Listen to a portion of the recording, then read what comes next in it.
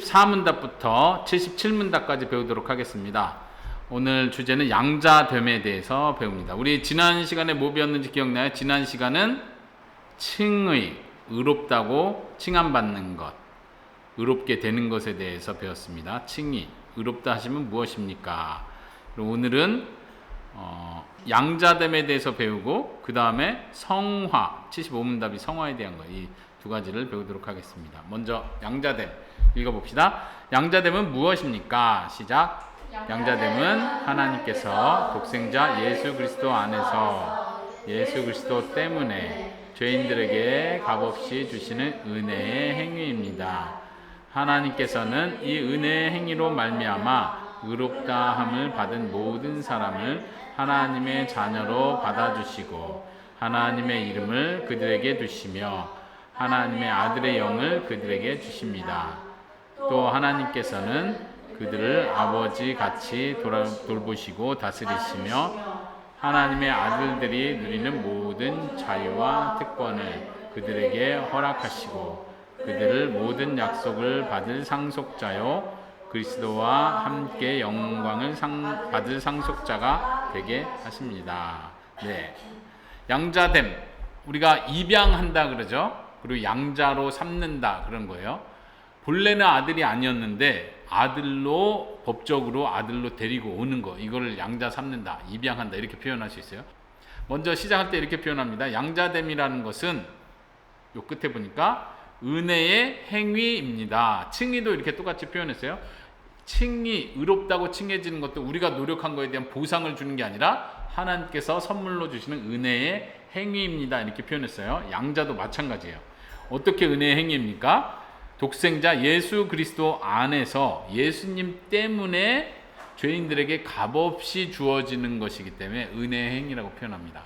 그러니까 우리가 뭔가 착한 일을 하고 거룩하게 살려고 하고 죄를 씻으려고 뭔가를 했기 때문에 그래 아들로 만들어주겠다 하고 하나님이 해주시는 게 아니라는 거예요. 보상해주는 게 아니라 말 그대로 자격이 없는 자에게 값없이 주시는 은혜다. 양자됨. 우리가 예수님을 믿고 의롭다고 칭함을 받고 하나님의 자녀가 되었다면 그것은 하나님의 은혜로 말미암은 것입니다. 이걸 기억하십시오.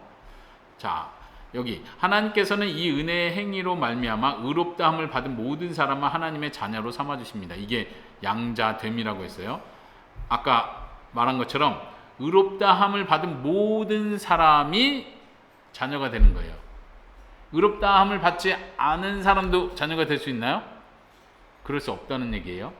그럼 의롭다함은 받았는데 자녀가 되지 못하는 사람이 있을 수 있나요? 그럴 수 없다는 얘기예요.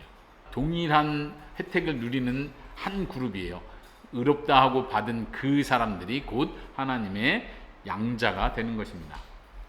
자, 하나님께서 자녀된 자들에게 어떤 일을 하십니까? 하나님의 이름을 그들에게 두시고 하나님의 아들의 영을 그들에게 주십니다. 성령님을 주시는 거죠. 복된 거예요. 하나님께서는 그들을 아버지같이 돌보십니다. 말 그대로 양자로 삼으시니까 하나님께서 친히 아버지가 되어주신다는 얘기죠. 그리고 하나님의 아들들이 누리는 모든 자유와 특권을 그들에게 허락하십니다. 여기에 많은 특권들이 있겠지만 그 중에 대표적인 것은 하나님과의 친밀한 관계, 사랑하는 아버지와 사랑스러운 자녀가 누릴 수 있는 친밀한 관계를 포함합니다. 그들을 모든 약속을 받을 상속자요. 그들은 모든 약속을 받을 상속자. 상속자가 뭐죠? 사실은 상속받는다. 예. 그렇죠. 본래는 이제 상속이라는 개념은 부모가 죽었을 때 그 재산을 자녀가 물려받는 것, 이걸 상속받는다 이렇게 표현하는데 여기서는 하나님께서 가지고 계신 하나님의 모든 것, 하나님의 모든 재산을 우리가 공유하게 된다, 누리게 된다 이 얘기예요. 누구와 함께? 하나님의 독생자이신 그리스도와 함께 예수님께서 얻으신 그 모든 혜택을 우리와 함께 나눠주시는 거예요. 그래서 그리스도와 함께 영광을 받을 상속자가 됩니다. 이것이 양자됨, 자녀됨, 입양됨이라고 표현할 수 있습니다. 진이 질문 있어요? 그러면 뭘 물려받게 되는 거죠? 누가 대답해 볼까요? 진이가 질문하고 누가 대답할까요? 아버지의 영광. 네, 영광. 그것도 추상적인 개념이긴 하지만 그 말이 맞는 거예요. 그러니까 단순히 상속자니까 우리가 이 세상에서 부자가 된다. 하나님이 부자니까 우리도 이 세상에서 당연히 부자가 돼야 된다. 이런 개념으로 어떤 눈에 보이는 물질적인 복을 의미하는 건 아니에요. 이 세상에선 도리어 고난을 받을 수도 있어요. 그리스도와 함께 고난을 받을 수 있어요. 그러나 여기서 약속된 것은 그리스도와 함께 마지막 날, 최후의 날, 그 이후 영원토록 영광을, 여기 나왔네요. 영광을 상속받는다. 그 영광이 뭐예요? 그 영광 속에는 모든 게 포함되어 있어요. 존귀하게 여김을 받는 것, 하나님의 아름다우심, 하나님의 성품을 우리도 같이 공유하게 되는 것. 우리가 신격화되는 건 아니에요. 그렇지만 하나님께서 우리에게 하나님께서 가지신 모든 복된 것, 좋은 것, 예를 들면 은혜로운 것, 마음의 평안한 것, 참된 기쁨을 누리는 것, 이 모든 것이 하나님으로부터 나오는 거예요. 그건 다 하나님 거예요. 참된 사랑의 감각을 느끼는 것. 진이 어느 때 가장 그쵸, 긍정적인, 우리가 이 세상 살면서 느끼는, 어느 때 진이는 가장 행복해요? 예를 들면 생일 선물을 받았는데 내가 이런 걸 받다니 생각도 못했는데 너무 좋아 하면서 했었던 그 행복한 감정 있죠. 그 감정이 최고로 높을 때를 한번 생각해 보세요. 근데 생일 선물 받으면 그 감정이 며칠 가요? 너무 좋은 장난감 하다가 한 일주일, 한 달 가다 보면 또 새로운 거 없나 이러잖아요. 그렇죠? 근데 하나님께로부터 받는 그 영광과 그 안에 있는 기쁨은 최고의 상태에서 계속 유지된다고 생각해 보세요. 혹은 유지되는 정도가 아니라 계속 점점점 커지는 거, 그 기쁨이 감당할 수 없을 만큼. 그러니까 여기서 모든 걸 반한 거, 여기서도 모든 자유와 특권이라고 했는데 우리가 생각할 수 있는 모든 것, 행복함, 평안함, 기쁨, 만족감, 하나님을 알아가는 데서 나오는 깨달음, 그것이 철저하게 하나님 안에서 누리게 되는 기쁨이다. 하나님의 것이 다 나의 것이 되는 거예요. 얼마나 감사해요. 자, 이것이 자녀가 누릴 수 있는 특권이고 기쁨입니다. 하나님께서 이것을 우리에게 은혜로 주셨다. 그 다음 성화로 넘어가 보겠습니다. 75문답. 성화, 점점 거룩하게 되면 무엇입니까? 시작. 성화는 하나님의 은혜의 일입니다. 이 은혜로 말미암아 하나님께서는 세상을 창조하시기 전에 거룩하게 하시고 택하신 사람들을 정하신 때에 성령님의 매우 힘있는 역사를 통해 그리스도의 죽으심과 부활을 택함 받은 사람들에게 적용하시고 그들의 전 인격을 하나님의 형상대로 새롭게 하십니다. 또한 하나님께서는 생명에 이르는 회개의 씨와 그 밖에 다른 모든 구원의 은혜를 그들의 마음속에 두시고 그 모든 은혜를 일어나게 하시고 증가하게 하시고 강화시키셔서 그들이 죄에 대하여는 점점 더 죽고 새 생명에 대해서는 살게 하십니다. 성화는 말 그대로 가로한 것처럼 점점 거룩해지는 거예요. 칭의는 뭐라고 했어요? 죄가 없다, 결점이 없다, 하나님 앞에 온전하다, 의롭다, 완전히 깨끗하고 선하다, 이런 법적인 판결을 받는 게 칭의라면, 이 뒤에 이제 우리가 칭의와 성화의 관계를 배울 거예요. 칭의와 성화는 어떻게 다릅니까? 오늘 여기까지 배울 건데, 먼저 약간 설명을 하자면, 칭의는 그런 법적인 선언이라면 성화는 실제로 우리가 성품이, 삶이, 우리의 모습이 실제로 점점점 거룩해지는 걸 성화라고 해요. 성화는 언제 시작되겠어요? 우리가 거룩하다 함을 인정받았을 때, 의롭다 함을 칭함받았을 때부터 우리는 시작하는 거예요. 성화는 그때부터 시작해서 성화는 우리가 죽는 날까지, 하나님의 나라에 이르는 날까지 계속해서 점점점 더 거룩해져 가는 거예요. 그거를 어떻게 표현했냐면 이 마지막 문장에서 이렇게 표현해요. 죄에 대해서는 점점 죽고 새 생명에 대해서는 더 살아나는 거예요. 죽어가는 게 있어요. 뭐가 죽어가요? 죄 짓는 나의 옛날 모습, 본래 내 죄성의 모습은 점점점 죽어가는 거예요. 힘을 잃어가는 거예요. 그러나 하나님께로부터 받은, 거듭남으로 받은 새로운 생명, 새로운 마음은 계속해서 점점 커지고 확실해지고 분명해지는 거죠.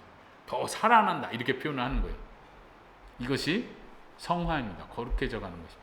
단지 어떤 소위 말하는 경건의 모습이 이렇게 굳어져 간다, 이런 차원이 아니라 특별히 죄와 연관해서 죄를 멀리하게 되고 하나님의 거룩한 성품을 계속 닮아가는 것, 이것이 성화입니다.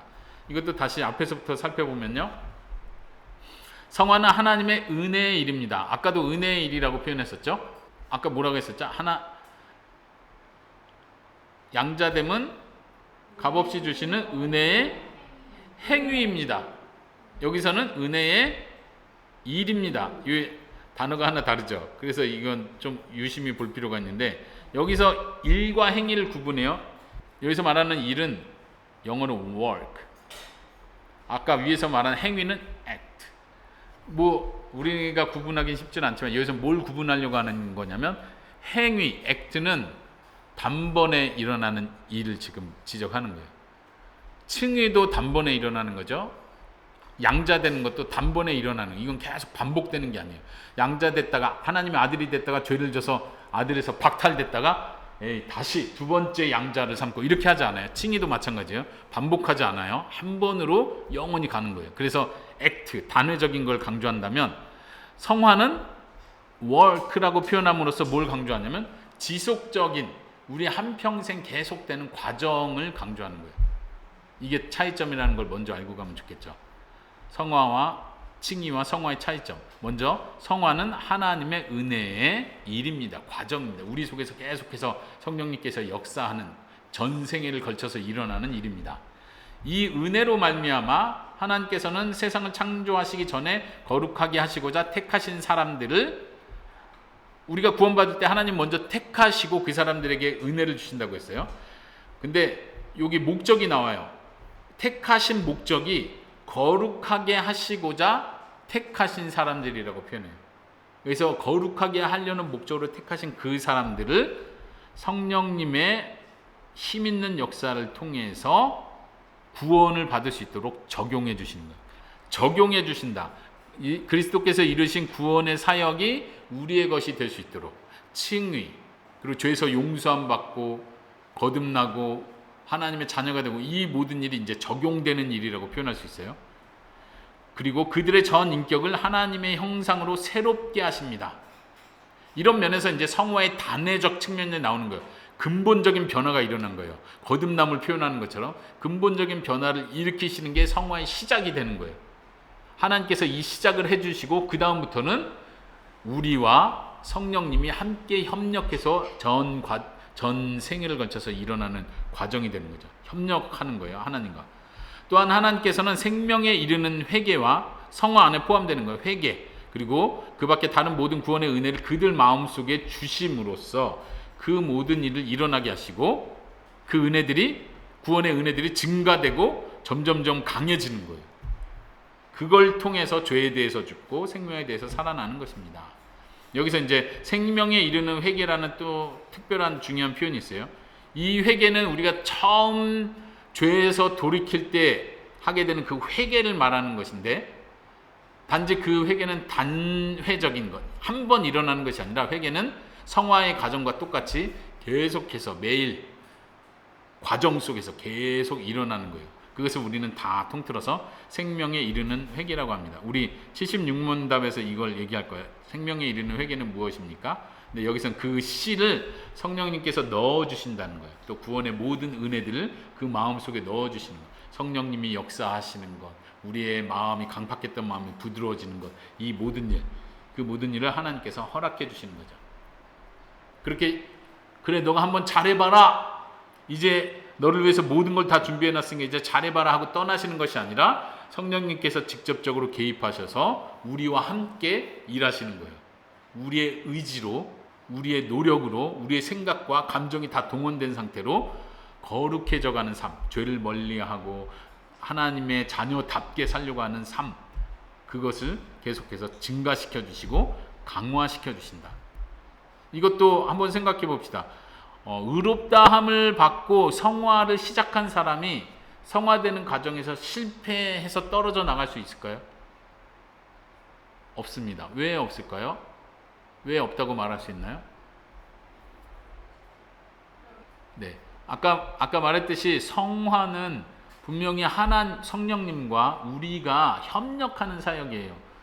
그러니까 우리가 협력하다 우리가 실패하고 우리가 좌절하고 낙심해서 뚝 떨어져 나가고 포기해버리면 이것도 끝나는 거 아닌가요? 라고 생각하기 쉽지만 여기서 표현한 대로 그럼에도 불구하고 성령님께서 이걸 포기하지 않으시는 거예요. 증가시키시고 강화시키시고 끝까지 끌고 가시는 일을 성령님이 포기하지 않으시는 거예요. 때로는 우리가 낙심할 수 있어요. 그리고 실제로 타락한 자처럼 살아갈 수도 있어요. 그 기간이 길 수도 있고 아주 심각한 상태에 빠질 수도 있는 건 사실이에요. 그럼에도 불구하고 에스더가 말한 대로 진짜로 택함을 받은 사람이라면 진짜로 하나님께서 부르시고 의롭다 하시고 성화를 시작하신 사람이라면 반드시 하나님께서 성령님께서 그 일을 이루신다. 우린 이것을 확신할 수 있습니다. 그러니까 때로 우리가 신앙생활 하다가 지칠 때가 있어요. 내가 이게 진짜 크리스찬 맞나? 때로는 우리가 내가 진짜 선교사 맞나?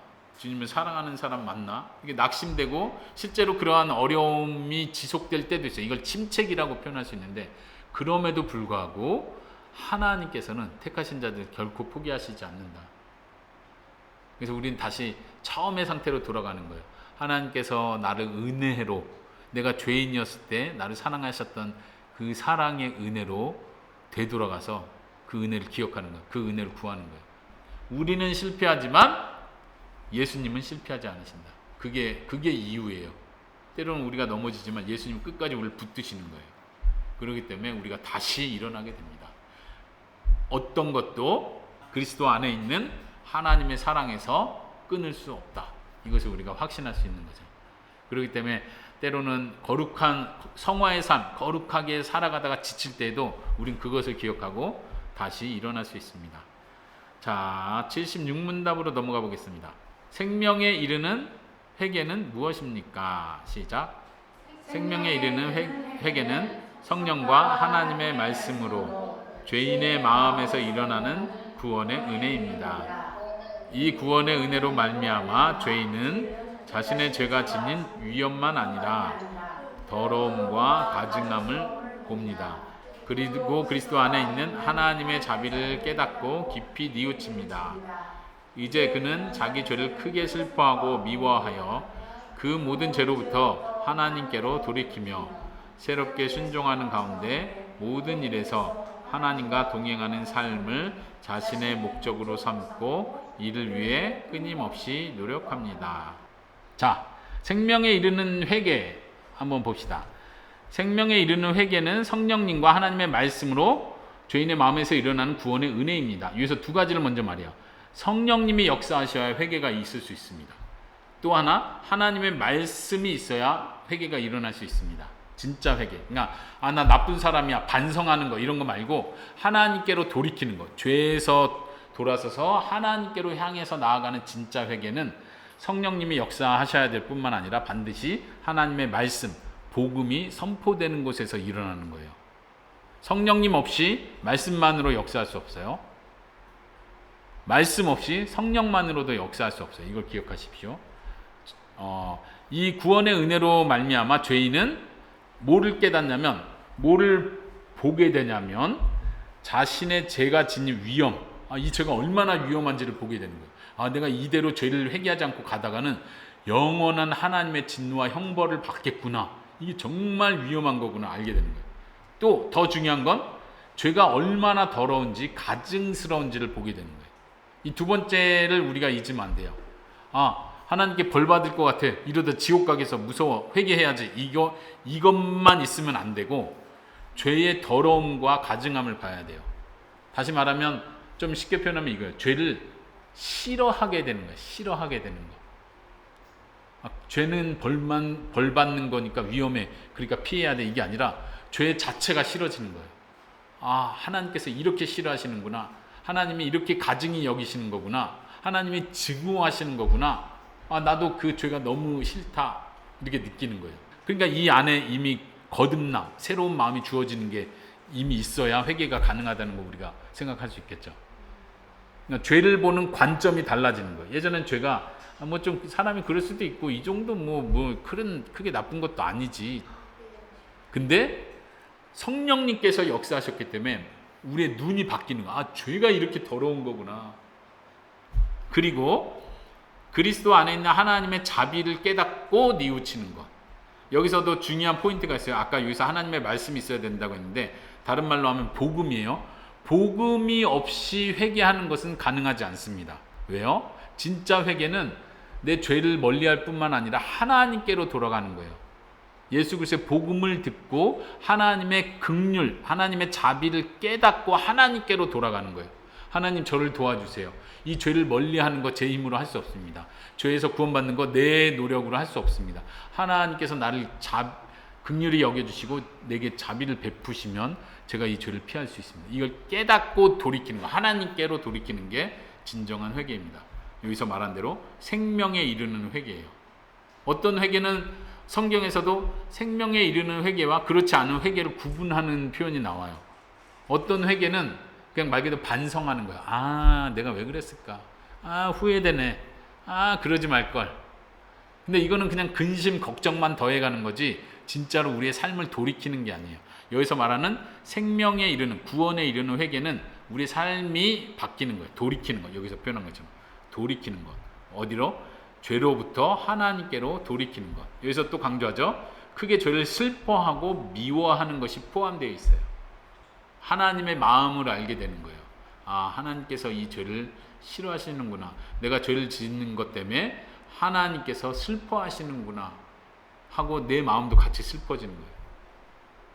자, 그리고 새롭게 순종하는 가운데 노력합니다. 아까 회개는 단지 죄를 멀리하고 죄를 끊는 걸로 끝나는 게 아니라 사실은 회개는 말 그대로 유턴하는 거예요. 죄에서 돌이켜서 하나님께 가는 거기 때문에 그 안에 순종까지 포함되는 거예요. 그러니까 회개는 그냥 단순하고 작은 일이 아니에요.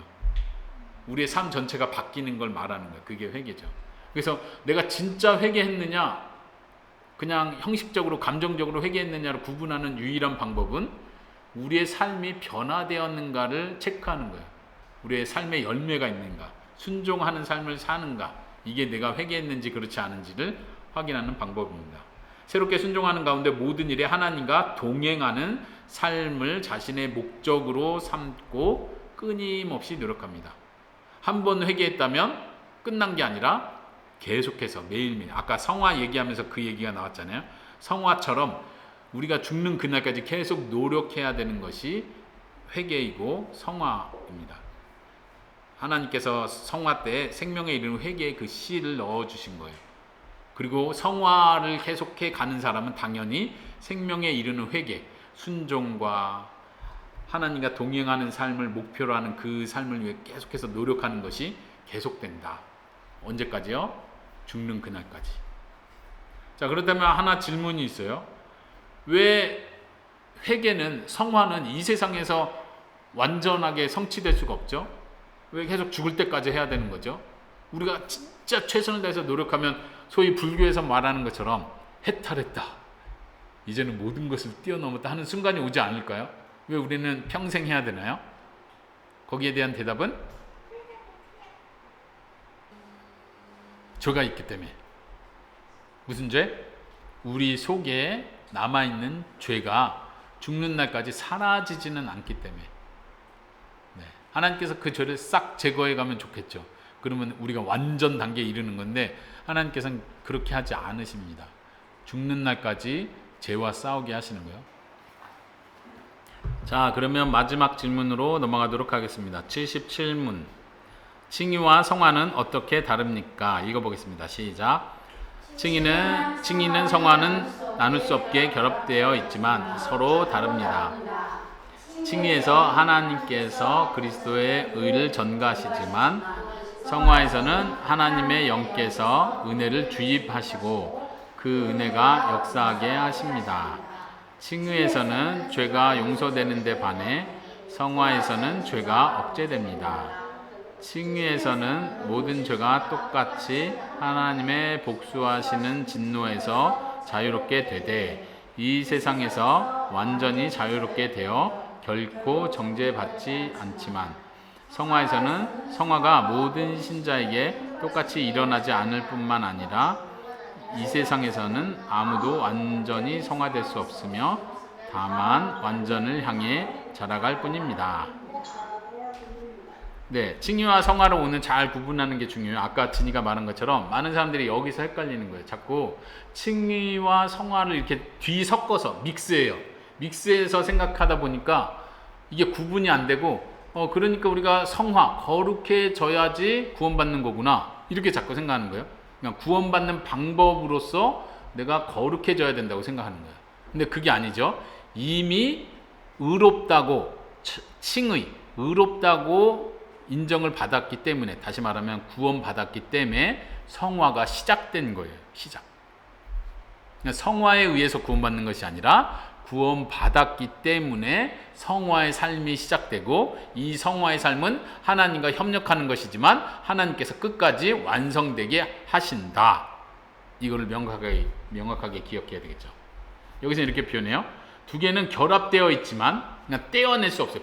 완전 별개가 아니에요. 칭의 받았기 때문에 성화가 시작된 거예요. 그렇죠? 이건 떼어낼 수 없는 거예요. 그렇지만 서로는 분명히 다른 것입니다. 섞어서 생각하면 안 돼요. 여기서 첫 번째 구분하는 건 칭의에서는 그리스도의 의를 전가합니다. 이 전가한다는 표현을 썼었죠. 아빠가 비유로 든 게 뭐예요? 은행, 잔고 얘기했었죠. 은행의 금액을 이렇게 송금했더니 이 받은 사람의 은행 통장의 돈이 그 사람의 것으로 여겨지는 거죠. 법적인 문제라고 했어요. 칭의는 특별히 재판석에서 법적으로 선언하는 거라고 했어요. 그래서 전가한다. 그렇게 여겨준다. 법정적으로. 근데 성화는 법정적인 용어라기보다는 실질적인 용어예요. 하나님의 성령께서 은혜를 실질적으로 우리 마음에 주입시켜준다. 주입한다는 건 마치 주사 바늘을 이렇게 해가지고 어떤 약을 이렇게 주입해 두듯이 그런 이미지를 생각하면 좋은데, 실제로 성령님께서 우리 마음 가운데, 우리의 영혼 가운데 힘을 공급해 주시는 거예요. 우리가 이 일을 해 나갈 수 있도록 실질적으로 우리의 삶을 변화시켜 나가시는 거예요. 그래서 이건 실질적인 문제다. 그래서 그 다음 칭의에서는 죄가 용서되는 것이고요, 성화는 죄가 억제되는 것입니다. 그러니까 칭의는 이제 더 이상 너의 죄를 묻지 않겠다. 죄에 대한 형벌을 더 이상 내리지 않는다. 이미 그 형벌은 치루어졌다라고 선언된 거라면, 성화에서는 실제로 남아있는 그 죄, 우리 속에 죄가 남아있다고 했죠. 그 죄가 실제로 컨트롤되는 거예요. 억제되고 힘을 잃게 만들어가는 그 과정이에요. 이거 구분할 수 있겠죠? 또 중요한 차이점이 여기 있습니다. 칭의에서는 모든 신자가 똑같아요. 어떤 사람은 많이 칭의받고 어떤 사람은 조금 칭의받고 이러지 않아요. 그렇죠? 똑같이 하나님의 진노에서 자유롭게 됩니다. 그리고 이것은 이 세상에서 완전하게 자유롭게 되는 거예요. 그러니까 한 번에 끝나는 거예요. 완성되는 거예요. 완성. 칭의를 조금 더 해서 완전한 칭의를 우리가 기다리는 게 아니라 예수 그리스도께서 이루어 놓으신 그 모든 일을 근거로 우리가 하나님 앞에 의롭다고 칭함을 받았어요. 이건 선언이 딱 끝난 거예요. 완성된 거예요. 이게 아주 중요하죠. 근데 성화는요, 완성된 게 아니라고 했죠. 시작된 거예요. 거룩한 삶을 살기 시작한 거예요. 그리고 또 성화는 모든 신자에게 똑같이 일어나지 않아요. 칭의는 똑같아요. 더 많이 칭의받고 조금 칭의받고 한 사람이 없어요. 근데 성화는 달라요. 더 거룩해져 간 사람이 있어요. 덜 거룩해진 사람이 있어요. 여러분들은 어떻습니까? 우리가 한평생 주님을 위해 살면서 더 거룩한 사람이 되고 싶지 않습니까? 그래서 우리는 소망을 가져야 돼요. 나는 누구보다도 더 하나님을 기쁘시게 해드리는 사람이 돼야지. 성령님께서 우리의 마음을 새롭게 할 때 더 그 마음, 성령님의 감동에 내가 협력하는 거예요. 더 순종하려고 노력하는 거예요. 더 기도하려고 노력하고 더 말씀대로 살려고 노력할 때 우리는 더 성화를 이루어갈 수 있겠죠. 여러분들 그러시기 바랍니다. 똑같이 일어나지 않을 뿐만 아니라 또 중요한 거, 완전한 성화를 이뤄낼 수는 없다. 이제 오늘날 잘못된 가르침 중에 하나가 우리가 정말 영적인 사람이 되고 성령의 충만함을 받으면 완전한 성화에 이른다라고 주장하는 교리가 있어요. 완전 성화라고 하죠. 특별히 감리교단에서 요한 웨슬레이를 통해서 완전주의라는 교리가 가르쳐졌어요. 그러니까 주님을 위해 최대한 노력하자는 거예요. 거룩한 삶을, 죄를 멀리하는 삶을 살자는 거예요. 그 취지는 굉장히 좋은데 위험한 건 이 땅에서 내가 죄를 짓지 않는 상태가 온다고 믿는 거예요.